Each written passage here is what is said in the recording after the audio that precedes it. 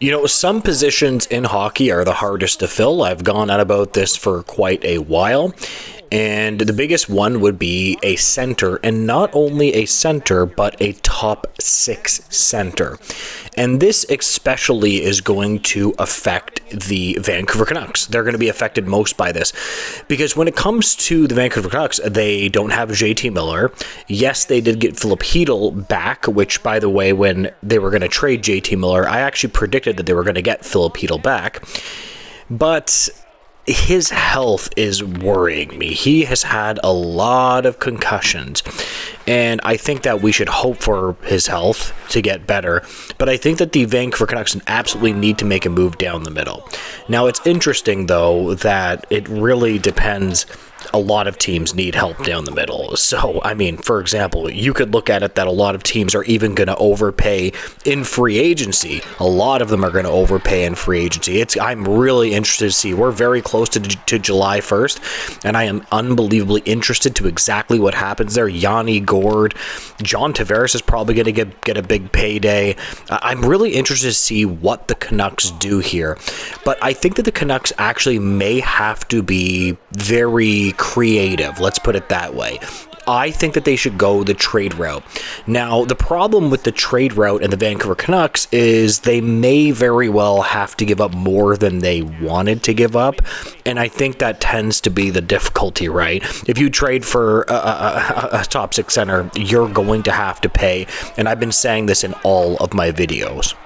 And as a chance to get creative, what you could do is go after Marco Rossi. And we have a really good Canucks offseason trade target, Marco Rossi from the Canucks Army, which is a really good article. It makes a lot of good points why this actually makes a lot of sense for the Vancouver Canucks.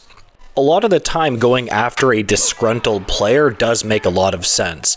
The article continues. The 23-year-old centerman, who is coming off a 60-point season, was demoted to the fourth line during the series against the Golden Knights, averaging only 11 minutes and 8 seconds of ice time, 7 minutes and 7 seconds less than his regular season average. Rossi voiced his frustration with the decision when he said, "I have no doubt I am for sure a top six guy," in his end of season media availability.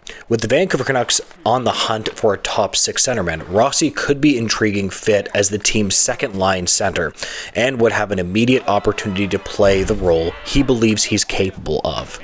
And there's no doubt that Marco Rossi has taken a massive step from when he was drafted by the Minnesota Wild 9th overall in the 2020 NHL entry draft. He had a couple of seasons in the American Hockey League in 21-22. He had 53 points in 63 games.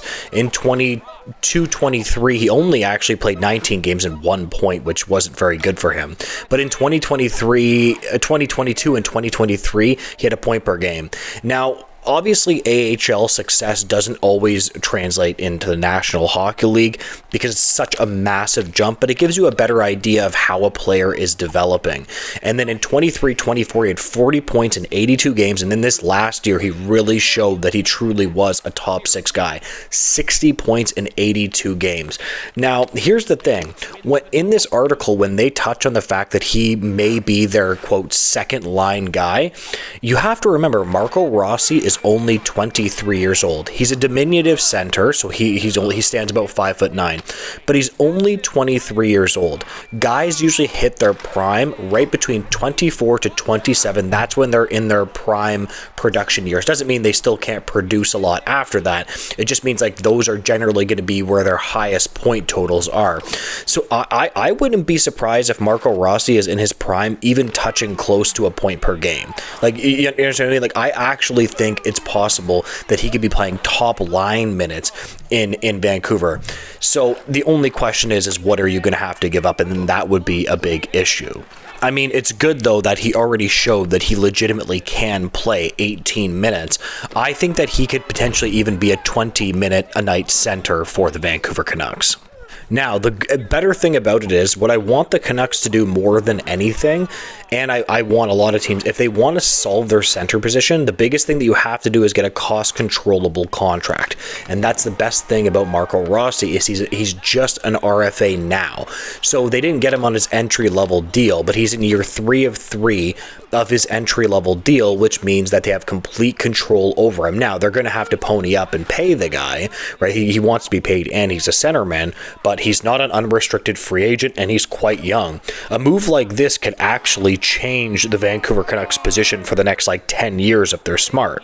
The article continues, playing alongside Matt Boldy and Kirill Kaprizov for the majority of the season has certainly helped him take the steps he has, and because of this, we have yet to see him actually drive a line by himself. That being said, it doesn't mean he isn't capable of developing into a driving second-line centerman. I would even say possibly a first. This is a good point in this article. I do like to look at the line mates that a player plays with to how good they are, but I think that you also need to say that you have to play good to keep up with players like that, right? Not just anybody can play with Matt Boldy and Kaprizov. Matt Boldy is a pretty damn good player too, by the way, right?